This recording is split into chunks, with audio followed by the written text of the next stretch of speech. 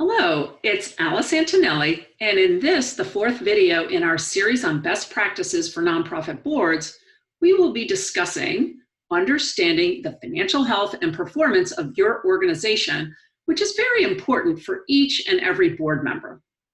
As a reminder, we discussed in the first video that board members have been entrusted with the responsibility of safeguarding the assets of the organization and to assist in implementing the financial strategy.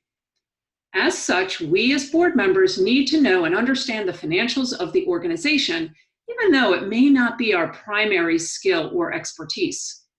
So let's go over two concepts that can help with understanding where an organization stands and how it might be performing now and in the future.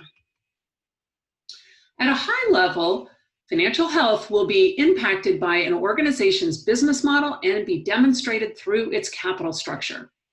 Let's take a look at the chart on the screen and work from top to bottom. First, let's start with the definitions. On the left, we will want to understand the organization's business model, which is defined as how an organization makes and spends its money in service of its mission.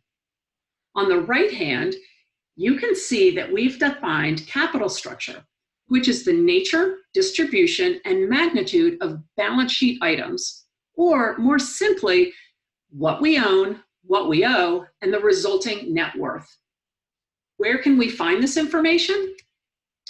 Typically, business model questions will center on revenue, expenses, and the resulting surplus or deficit. This data is reflected on the income statement.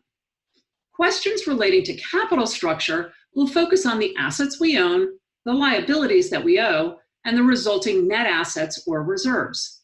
This data is reflected on the balance sheet.